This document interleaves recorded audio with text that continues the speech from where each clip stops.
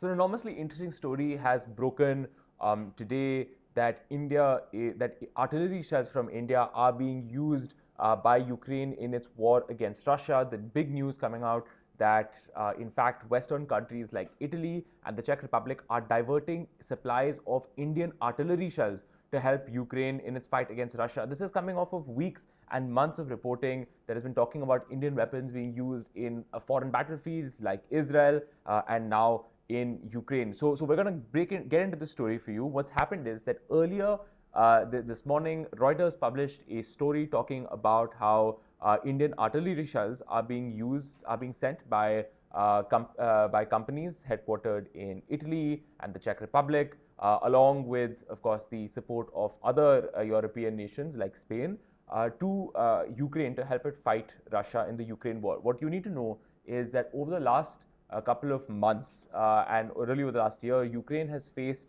a major shortage in ammunition when it takes on Russia, which is, of course, a far better equipped military power. Now, Ukraine has relied a great deal on support from Western nations, including America and Europe, for military equipment. But the problem is that over the last couple of months, there has been increasing difficulty in getting financial aid from America to Ukraine. Remember, if you might, that the Republican Party, led by Donald Trump, had some serious concerns about American money being used to bankroll Ukraine. They were sort of saying that, so much money is going to help Ukraine fight what is essentially a war that cannot be won. People want, the American taxpayers want closer inspection on the kind of money that is being given to Ukraine and whether they and why it's being sent. So there were serious concerns about whether the Americans would be able to send weapons and money to Ukraine. So European countries have increasingly taken it upon themselves to help Ukraine get the ammunition it needs to fight the war in Ukraine. Now, one of the things that was expected was that artillery shells, because of course artillery and firepower is one of the main things that Ukraine has faced a shortage of when it's taking on Russian armed forces on the field of battle in Ukraine. And the problem is that many European countries don't have the ability to mass produce artillery shells. So what Reuters is saying is, in this news story, is that companies in Europe, especially in Italy, there is an Italian company by the name of MES, as well as in the Czech Republic, have purchased supplies of artillery shells from Indian companies. These Indian companies include Yantra, Munitions India, and Kalyani Strategic Systems, three extremely well-known Indian companies. They've purchased artillery shells worth millions of dollars, both before the Ukraine war began as well as after. And these artillery shells have then been filled with explosive material and then have been handed off to Ukraine to fight the war against Russia. So, like I said, the Italian defense company MES, as well as the Czech Republic, which is Czech defense companies, have then handed off these shells to the Ukrainian military. Now, the interesting thing about this story, the very, very interesting thing, is that apparently Indian officials are already aware of what is happening, because Russia has also approached India. Foreign Minister Sergei Lavrov of Russia actually met with Subramaniam Jaishankar, India's foreign minister, and actually brought up this problem in July 2024. The two men met for a summit in Central Asia, and they brought up this trade and have brought up the fact that they are not happy with the fact that Indian artillery shells are going to Ukraine.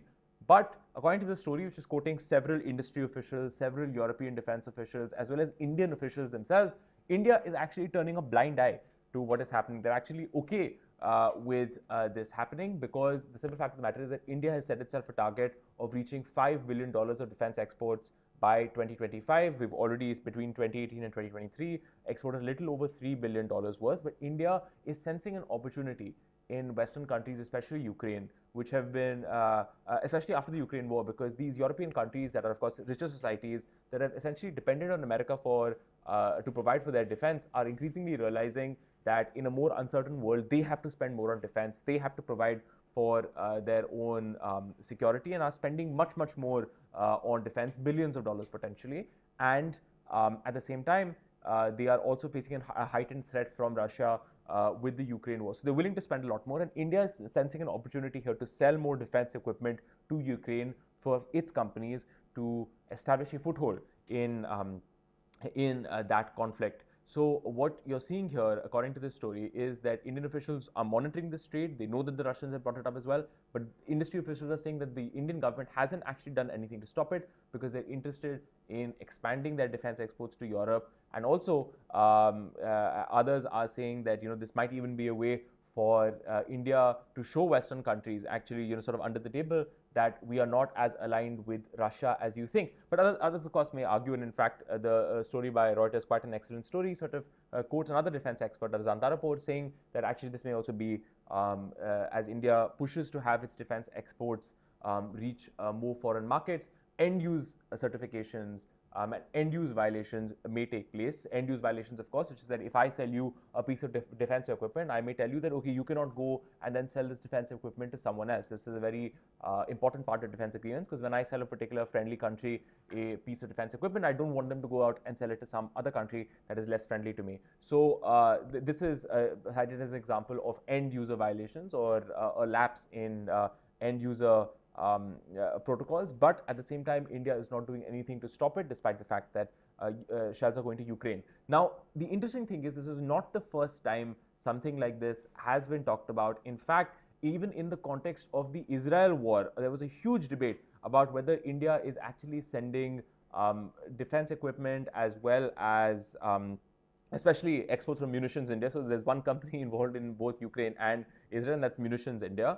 And whether India was supplying defense equipment to Israel as well. This was a story that had actually broken in the Spanish media, if my memory serves me correctly. And El Mundo was a very, very prominent Spanish newspaper that sort of said that an Indian, a ship carrying Indian-made arms was actually stopped in a Spanish port. It was carrying weapons to Israel. It was stopped in a Spanish port, and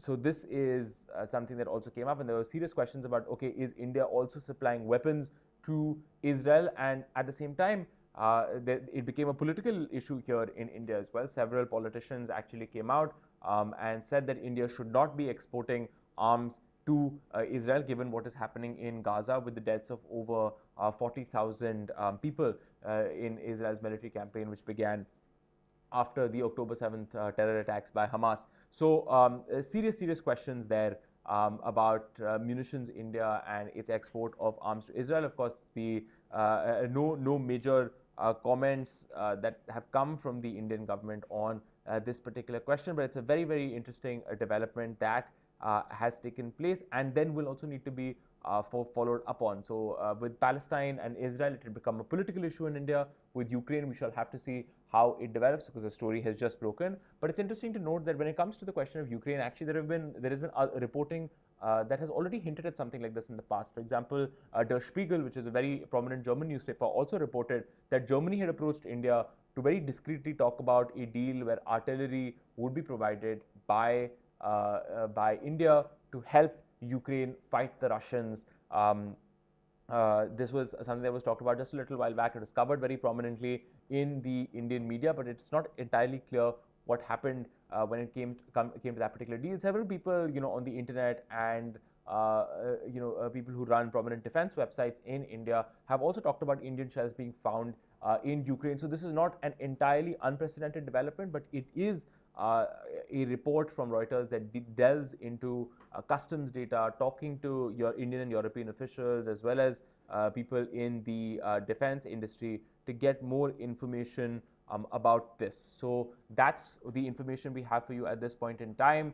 We will continue to follow it up. I expect, as a foreign policy reporter, this will come up in the Ministry of External Affairs briefing later this week, which generally happens. Of course, there's a briefing today as well being held by the Ministry of External Affairs. So I'm sure this question will come up, and the Ministry of External Affairs will then have the opportunity to respond to some of these claims. But we'll keep you absolutely updated with news on this very interesting and very fascinating story that is developing at this time about Indian arms exports finding their way to Russia, to Ukraine, to Israel, and in the case of Ukraine at least, being diverted by Western countries that India is selling arms to. Thank you so much for watching India Today Global, and like I said, we'll keep you updated with the latest on this story.